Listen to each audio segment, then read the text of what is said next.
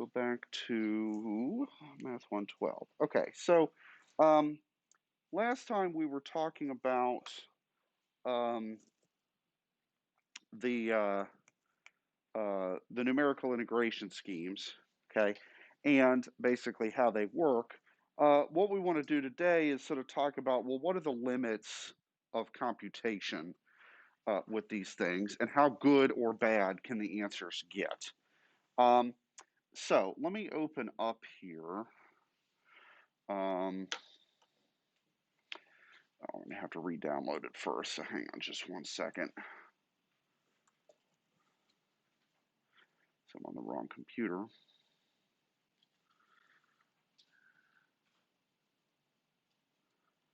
Okay, so this file is up on Canvas. This is the sheet from today, or for today. Okay, and let me switch the stream over to preview, window capture, preview, this one.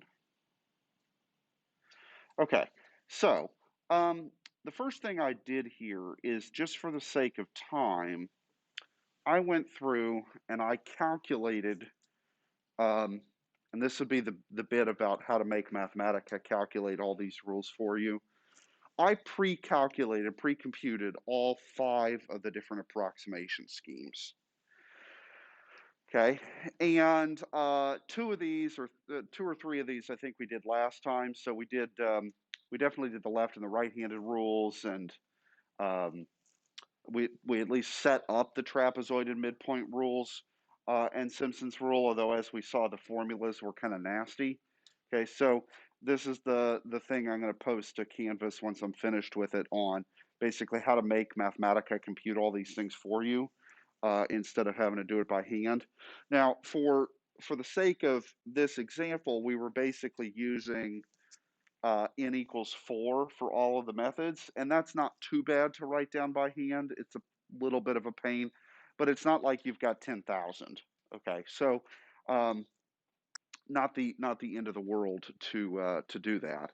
Um, so the notation here is, the subscript of 4 indicates what the number n is in all of those approximation schemes, and for most of them, 4 is really obvious what it means. So for left, right, midpoint, and trapezoid, how many rectangles or trapezoids do you use?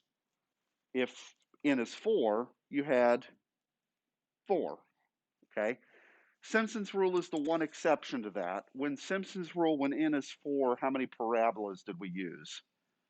Just 2. Okay, so for Simpson's rule, you have to have an even number, and the number of parabolas is half of the number n, not equal to the number n. That's mildly annoying, but oh well. Okay.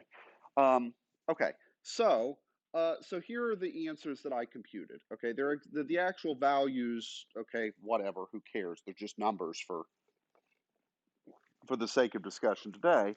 But the other thing I did was I computed, and I've called this quote exact. It's not really exact because there is no exact answer to this question. Okay, but I had Mathematica compute the value of this integral using super ultra mega sophisticated secret methods that, if I told you how they work, I'd have to kill you. Kind of things, right? There we go. Um, So let's just call this answer the quote exact answer. Okay. So what we want to do is talk about, well, how do we define error in this context? And then how can we estimate what error we would get without actually having done the computations? Okay. So first off, what do you think we should define as error? Well, you're going to get an answer, and there's the true answer. And those two things aren't the same, right? Or possibly not the same. Be kind of nice if they were. So, what do you think we should define as error here?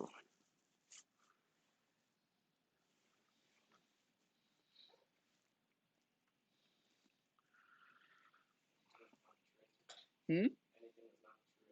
Well, okay. So elaborate then. Like Say something mathematical there. Well, if I just take the difference of the two, would that be a reasonable measure? Sure. Okay. But if I do that, then it's possible I could have either positive or negative error, and that's okay. Um, the convention we'll use is that we'll actually just use the absolute value of the difference. And um, so that it doesn't matter what order we do the subtraction in. Um, and we'll only therefore have positive numbers as our error, or possibly zero, right? If it's perfect. Okay, so is that okay? It's just a definition of error. So this is sort of raw or absolute error. Now, how many of you guys are in physics or chemistry or not now, but you have been, right? So in your science classes, you also talk about like percent error or relative error, where you try and take into account, well, if you're off by 1 gram and you're cooking up 10 grams of something, that's a whole lot worse of a problem than if you're off by 1 gram where you're cooking up 10 kilograms of something, right? So the sort of relative size of the error is something that you care about. For us, we are just talking about sort of the raw error. We're not doing percent error or anything like that. Okay, so it's just sort of an absolute magnitude. Okay, so I took all four of those or five answers, and I took the exact answer, and then I computed the error for each one. Okay, and so I'm calling I here the exact answer, whatever the integral's true value is, and the differences that I computed there, you can see are listed, right? So, what do you guys notice about that list? I mean, lots of things to notice, but what do you notice? What's interesting?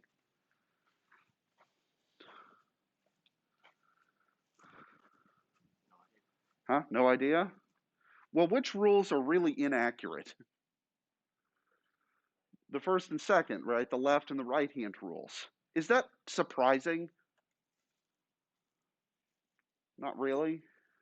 Okay. Why wasn't that surprising? Because the left hand rule um, grossly overestimated the error. Why did it grossly overestimate? Because what was our function? Well, it depended on where we were. For the left and the right hand rule, so it matters that it was decreasing, and that's it. Okay. For the midpoint and trapezoid rules, what was going on? We had to worry about the concavity. Okay. Um, and but what do we notice about the midpoint and trapezoid rules there? They did a lot better than the left and the right hand rules. Okay. I mean, they're not perfect, but they did pretty dang good. And which one did seem to do a little better here, trapezoids or midpoints? Trapezoids by about a factor of 2, right? So in this particular problem, trapezoids seem to work out roughly twice as good as midpoint. Um, that doesn't always happen, but it did here. And then who takes the cake? Simpson's rule, okay? Which is harder to set up and more work, but gives you much better approximations usually. Okay, so is that kind of okay? Yes. What do you mean?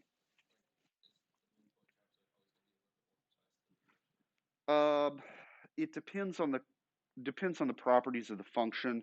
Um, they will be better than the left and the right hand rules, um, but there are instances where they are. Well, we're going to make a task out of this, and it's what an exercise I like to call it was the best of times, it was the worst of times.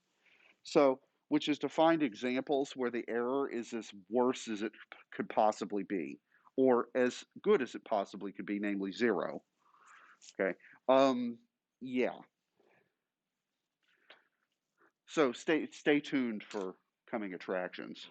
Yeah. Yeah. Okay. So how can we analyze the error?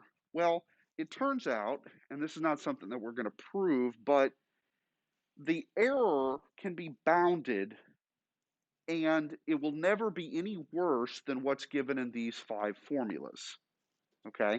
Now, let's take a look at the 5 formulas and see what are the pieces there that make things up. Well, all of them have a b minus a in them. Okay? And that's just basically saying how big is the interval that you're doing your integral over. Okay? All of them have an n, right? Because we have to choose a number n to do our approximation scheme. All of them have this term k something, and that we'll talk about in a minute, that is related to derivatives of the functions. We'll talk about the k's in a minute. And then sometimes there's some constants, right? So like a 2 or a whatever. Okay, so first off, let's look at the left and the right-hand ones. These formulas depend on b minus a, they depend on n, and they depend on this quantity called K1, which, like I said, we'll talk about in a moment. Okay, but notice they're the same formula. Is that a surprise? No. Okay, because left and right hand rules were essentially the same thing. It's just which end were you leaving off, right? So that shouldn't be a huge surprise that those two error formulas are really the same. Okay, what these formulas give you is an upper bound on the error. So the error will never be any worse than that quantity. If it is, that means you've made a computational error, a mistake somewhere, not that's just, excuse me, inaccuracy. Okay, and then the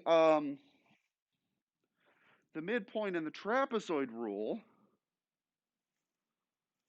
look almost the same, except what's the one difference between midpoint and trapezoid here? Yeah, so the midpoint's got a 24, whereas the trapezoid's got a 12.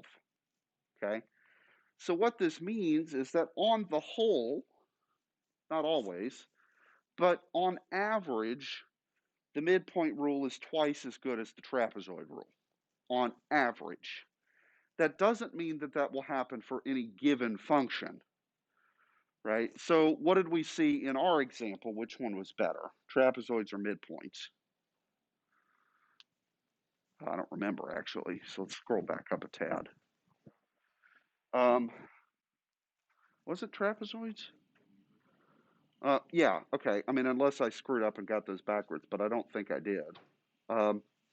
Okay, so it, yeah, so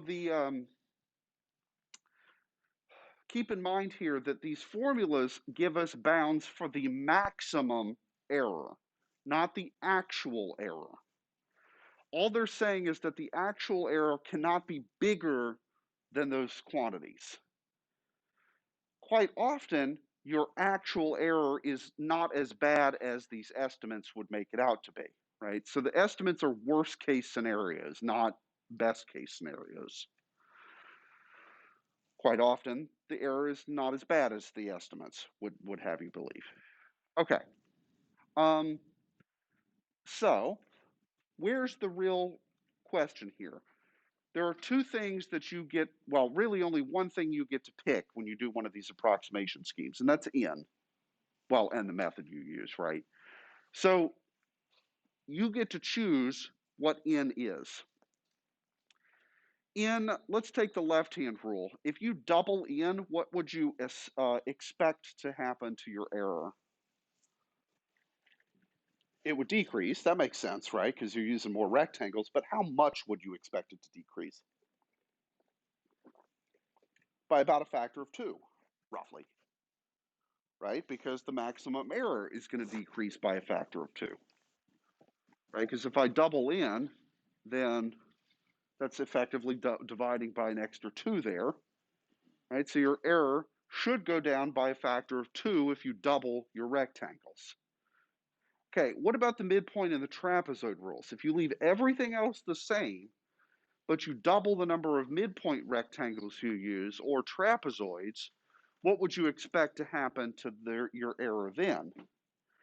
It should drop by a factor of 4 because we've got an n squared in our formula. Does that make sense? Okay, so doubling the number of rectangles or trapezoids pays off a lot more with the midpoint in the trapezoid rule than it would for the left and the right-hand rule. And then again, what takes the cake, if you double the number of parabolas you use in Simpson's rule, then you're cutting your error by a factor of 2 to the 4th, which is 16. Okay, so doubling the work with Simpson's rule has huge dividends. Okay, does that kind of make sense, right? Okay, so then that leaves the last thing we've got to decide, which is what the heck is this K whatever? And we've actually kind of seen part of the answer there. So when we were discussing last time whether or not the rule over or underestimated, what did we see with the left and the right hand rule? What mattered? All that mattered was whether or not the function was going up or down. Okay, what thing tells me whether or not the function is going up or down? The derivative, right? If the derivative is positive, that means the function is increasing and going up. If it's negative, then that means the function is decreasing, it's going down, right? So the left and the right-hand rule, their error basically depends on something involving the first derivative. The midpoint and trapezoid rules, what did we start having to think about there? Not just whether or not they were going up or down, but rather their what? What did we have to look at? Yeah, we had to look at the concavity, right? Which, what told us about the concavity? The second derivative, okay? And it turns out for Simpson's rule, we have to look at the fourth derivative, which doesn't actually have a name associated with it. The third derivative does, and Mr. Trapp is a prime example of this. What's the third derivative called? Do you know? First derivative is velocity, second derivative acceleration, third derivative is a jerk, yes. Yeah, okay, anyway, bad math humor. So, yeah. Okay, so what we're going to need to do is we're going to need to look at, for the function we're trying to approximate, what can we say about its either first, second, or fourth derivative on the interval that we care about, okay? And like with error, I don't want to look at just the first or second or fourth derivative, positive or negative. I'm going to throw an absolute value on it, okay? And so what these things are is they are upper bounds for the absolute value of whichever derivative you're looking at on the interval in question. Now that's a mouthful to say, and it's also kind of a pain in the butt to find these. Often, what's a great trick for doing it? Look at a graph. Okay, so let's do that. Let's look at a graph. Okay, so there's a plot of f prime, or absolute value of f prime. Okay, and what's f, by the way, in this, what's the function that we're dealing with? Yeah, e to the minus x squared. Same function that we've been experimenting with from last time, right? It's the same story. All right, so I just graphed the first derivative's absolute value here on the interval from 0 to 2. That's the only part I cared about. And so that's what I got. Great. So what's a reasonable upper bound for how big that thing ever gets? What do you guys think? Well, it definitely never goes over 1. Can we get it slightly tighter than that? 0.85 or 0.9, somewhere in there, right? Okay, so if we were, I mean, this is sort of a, do you want to be Martin or do you want to be Dr. Pangloss?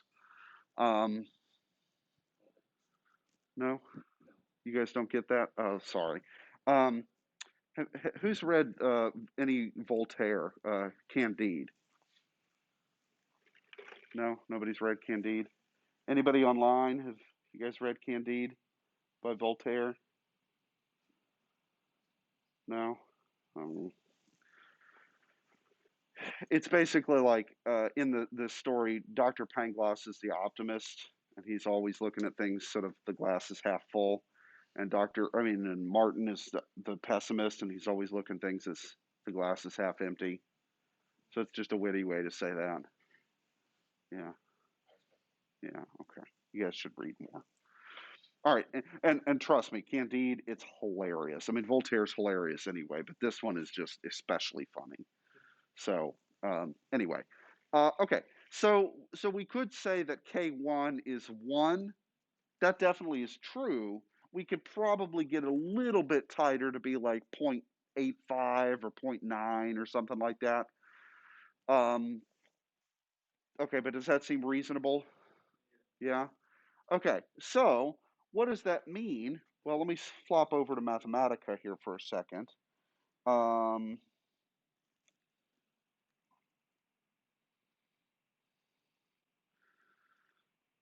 okay. What was our error formula for, say, the left and the right hand rule? It was b minus a to the, was there an exponent? No, fortunately. Divided by 2n. We used 4 as our value of n. And then what did we just come up as our estimate for K1? Let's just say zero point 0.9. Is that all right? Okay, so this is the biggest error, 0.225, that we should expect to see with the left and the right hand rule under those circumstances. What did we actually see for the error?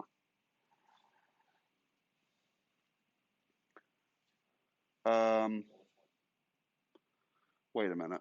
I messed something up here, guys, because we've got error that exceeds the maximum. Um, I don't think so, but let me just put a set of parentheses to make sure.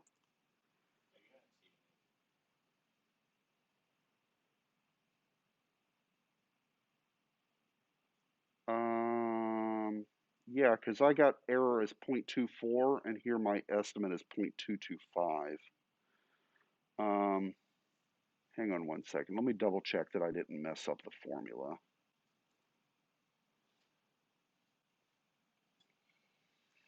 Um, I bet you that's what I did is I forgot something in the formula.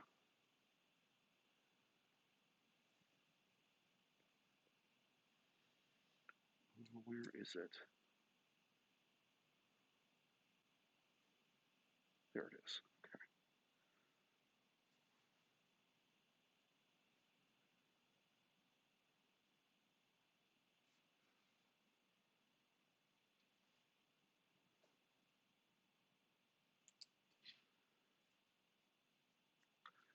Yeah, I bet you I forgot something in the formula.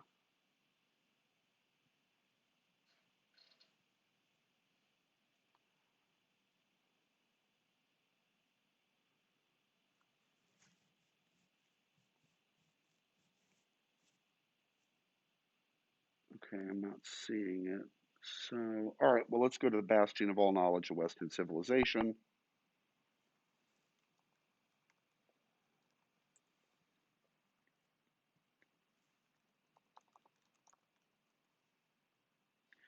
That is definitely not what I wanted.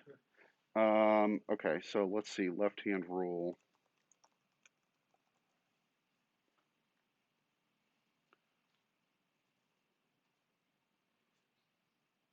Ah, that's what I forgot.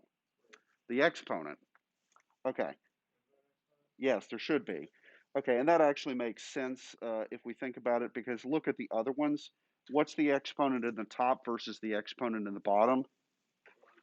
The exponent on top's one bigger, and that pattern I flubbed. Okay, so yeah, so what I'll fix this, but this b minus a in the left and right hand rules should be squared. Okay, so if we go back to Mathematica, then what do I need here? I need to square this. And so our maximum theoretical error is 0.45. What was our actual error? It was like 0.25. Okay. So yeah, sorry about that. Yeah.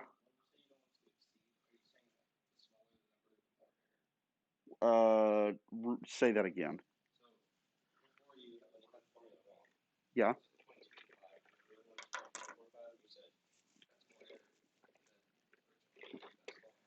Uh, yeah. Okay. So the error can never exceed this value when we're talking about this function from 0 to 2 with 4 rectangles. Okay. So um, the actual error that I got was the 0.24 business. Okay. So 0.24 is less than 0.545, correct? So that's good, right?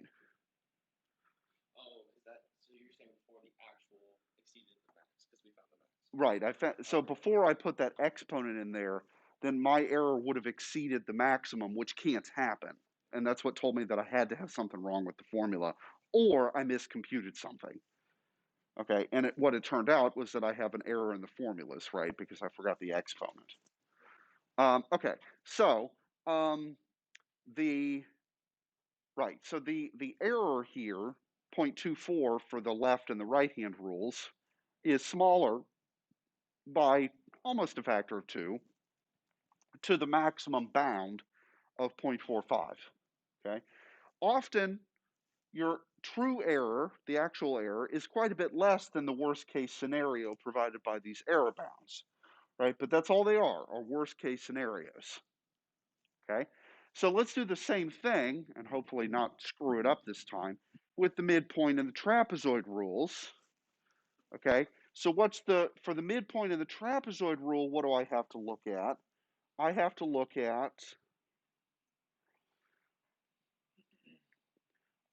at which thing? I have to look at K2, which is the second derivative, not the first derivative, okay? So let's go back over to my plots here. And as we saw last time, the function that we were worried about changes concavity between 0 and 2, okay?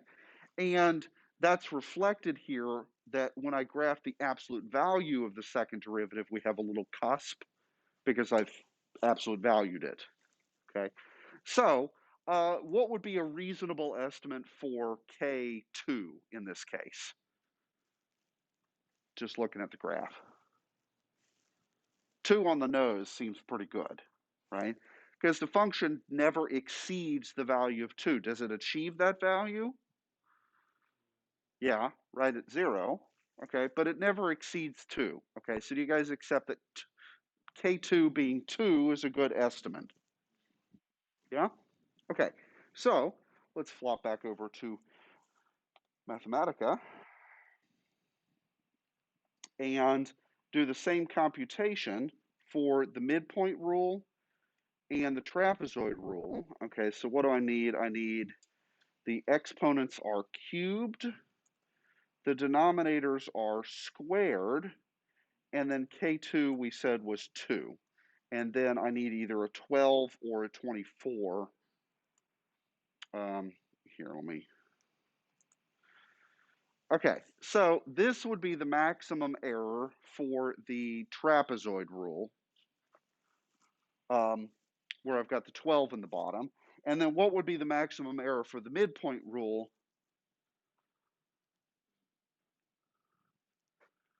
In relation to this, it would be exactly half that because of the 12 versus the 24 in my formula, right?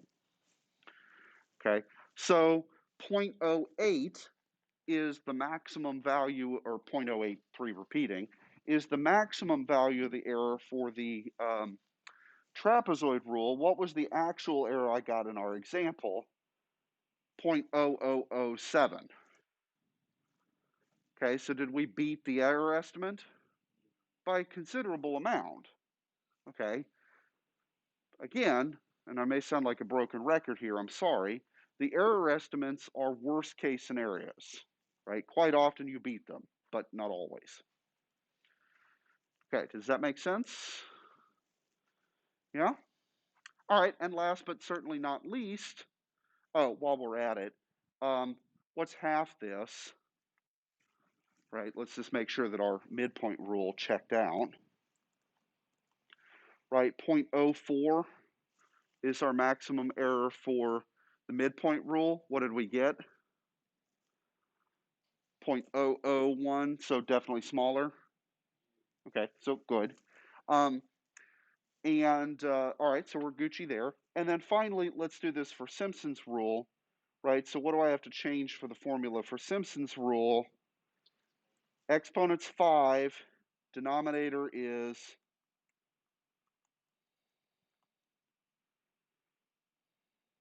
and then I also need, what's my k whatever, which derivative do I need to look at this time? I need to look at the fourth derivative, and so let's swap back over to preview here so that everybody online can see this. Preview. For that, we look at the graph of the fourth derivative, so let me blow that up there. Okay, what looks like a reasonable estimate for the biggest the fourth derivative actually gets? Does 12 seem reasonable? Okay. Now, it should be clear here that when I'm talking about this, I'm not talking about the fourth derivative's value. I'm talking about its absolute value, right? So when I plotted this, I put the absolute value in the plot command so that it would I wouldn't have to worry about positive and negative. Okay, but 12 looks like a pretty reasonable value for the upper bound of the fourth derivative. And so if we flop back over to Mathematica, then this would, for Simpson's rule, would be 12. Oh, and of course, we get that, which is numerical value is 0.008. Now, what did we get for the actual error with Simpson's rule? We got 0.0002, blah, blah, blah. So we still quite a bit beat Simpson's rule. Sorry, we beat the worst case scenario by quite a bit. Yeah, okay. Now, there are lots of other numerical integration rules out there, right?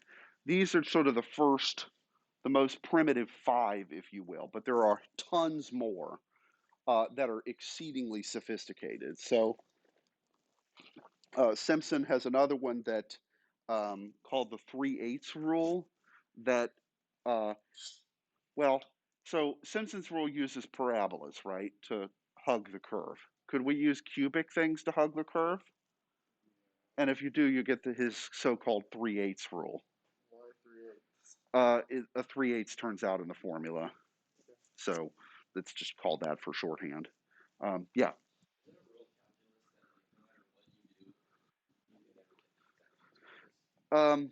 Basically, because this is a special function, right? We can only ever approximate it. Now, we can get really, really, really, really good approximations, but we can never get it perfect.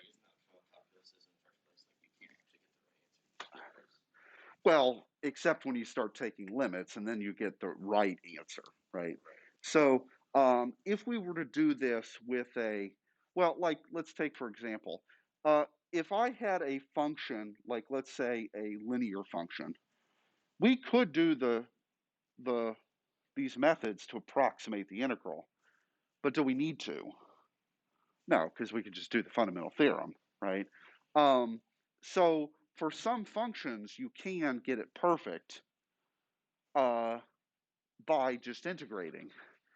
Um, if you know the antiderivative. The whole problem is that often we don't know the antiderivative, or it's a giant pain in the butt to get.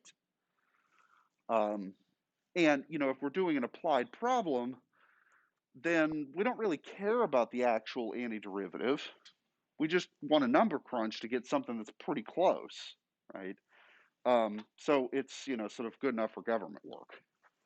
All right, so let me flop back over to preview and let's talk about the last little bit from this section. Okay, so the last thing we want to talk about is, and of course this has an error because I forgot the exponent. So what was the error we got with Simpson's rule when we did this? It was like 0.0002 blah, blah, blah. So I just rounded that to 0.0003, okay? So here's my question. If I had used 10 billion rectangles, do you think I could have gotten the error underneath that 0.003? Probably. Okay, now 10 billion is a lot. So what about 10 million? Do you think it probably would have worked? Well, what about 10,000? Right? So the question, no, right? Hmm? Oh, but that was for Simpson's rule, right? So here I took 0.003 for Simpson's rule was the error. I want to figure out how many rectangles it would take to get less than that. Okay. All right. So again, this should be b minus a squared because I'm an incompetent buffoon. But all right. So what I want to know is how can I get this less than 0.003? Well, do I know b minus a? Yeah, that's we were doing the integral from 0 to 2. So that's still the same. Do I know n? No, that's the whole question. What do I need to make in order to get the accuracy better than 0.003? Do I know K1? What was our estimate for that? 0.9, I think, is what we said. Yeah, 0.85 probably would work, but let's just go with 0.9 for government work. Okay, so what I want to do is I want to solve this inequality for n, where K1 is 0.9, and then this b minus a, that really should be squared, of course. So I want to solve, let me go back to Mathematica. I want to take 0.0003 times 2n is going to be, well, here, let me write it this way. B minus a, so 2 squared times 0.9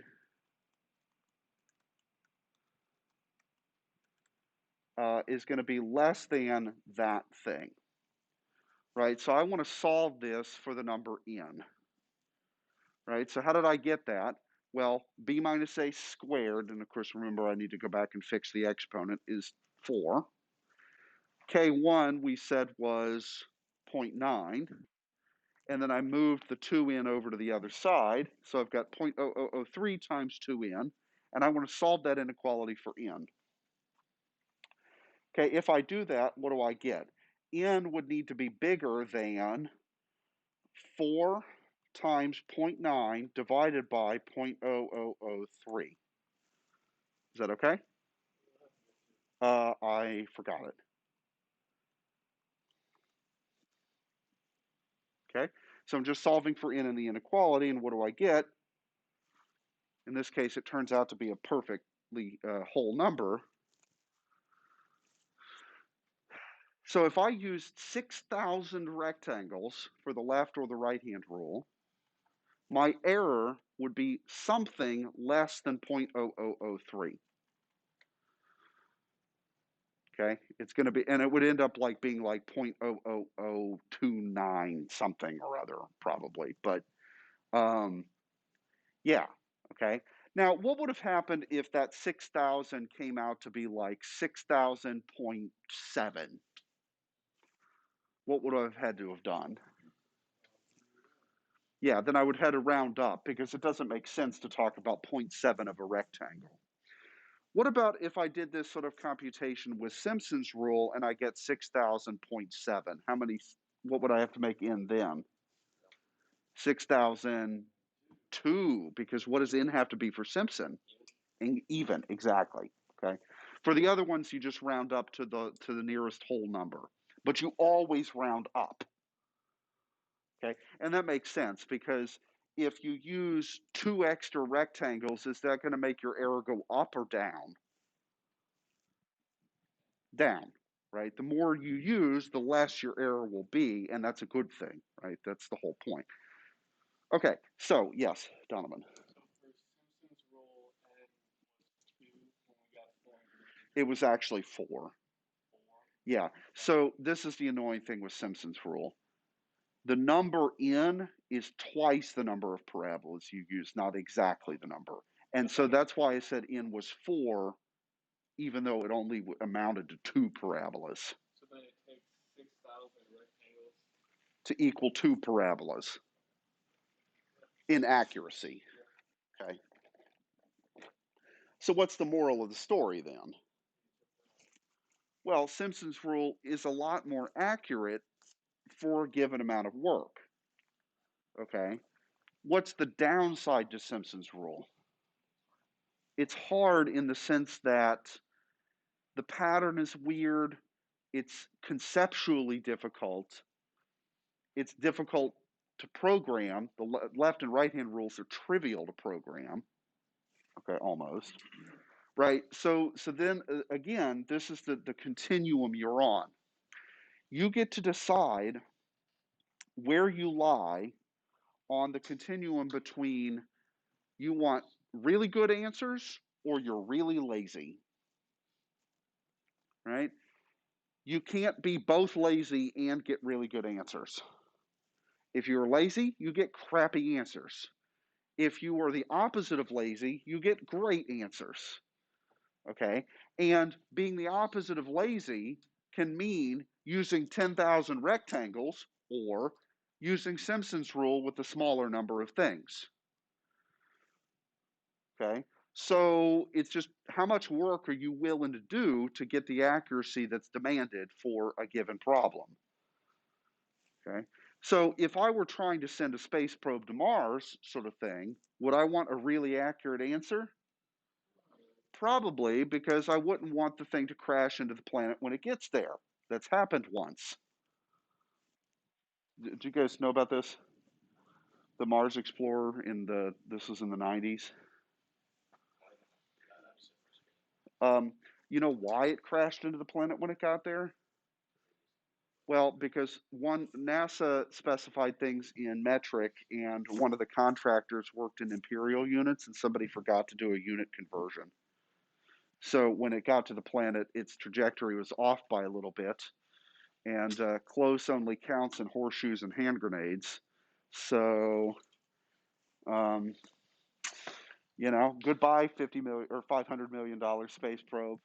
Just flush all that money right down the toilet. So, yeah. Okay, so yeah, when you're doing this sort of numerical stuff, right, you have to decide how good of an answer are you willing, do you want, and then you have to do an amount of work, some amount of work in order to get that answer. Okay, um, and you know, Simpson's rule. Did anybody read the little article about the wine barrel problem? That no, did you guys not read that? The one where it was like one barrel. Yeah, I linked it in the worksheet from Monday. Right, so it's basically Simpson's rule. One of the things that kind of he was interested in is finding the volume of wine barrels. So you knew how much wine was in the thing. Um, Now, sometimes actually, I should say, from historical purposes, that we call this method Simpson's rule, but does that mean that Simpson was the first guy to come up with it? No, of course not. Right? In fact, it rarely happens that things are named appropriately, especially in older mathematics. I mean, we saw that with L'Hopital's rule, right? Why is L'Hopital's rule called L'Hopital's rule? Because it was in his book. He didn't come up with it. He was just the first one to put it in a book that got popular, right? There's plenty of other examples of things being misattributed. But Kepler actually had was doing stuff that's basically like Simpson's rule. Now, what was Kepler up to?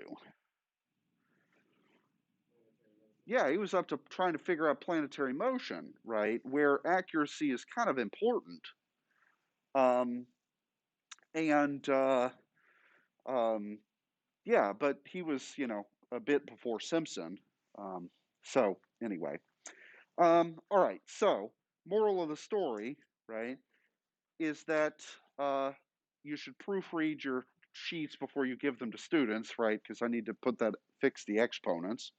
Um, and then also, more accurate answers requires more work, and that means either increasing in or using a more sophisticated method. So Simpson's rule is more sophisticated than the rectangle rules. The midpoint and trapezoid rule are more sophisticated than the left or right hand rule. Left and right hand rules quick and dirty. It's easy to program. It works, but it would take, in this particular example, 6,000 rectangles to get to the same error as Simpson's rule. Okay, good. All right. Well, we're not rushing to finish today. Wow. Um, so questions? How are you guys doing? Is laziness equal to 1 over precision? Roughly, it's proportional to 1 over precision. Um, yeah. So the question for those of you who are online was: Is laziness equal to 1 over precision? That's probably a pretty good estimate, right? That they're inversely proportional. I don't know. Maybe Dr. Brown would disagree with us, but um, seems like a good rule of thumb. So, all right. Any other issues? You guys want to quit a little early? Yeah, Jack.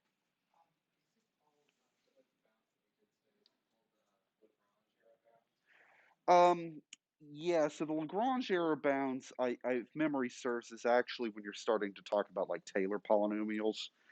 That how bad are those going to be? Um, Here we're not forming Taylor polynomials, so these error bounds aren't necessarily the same thing.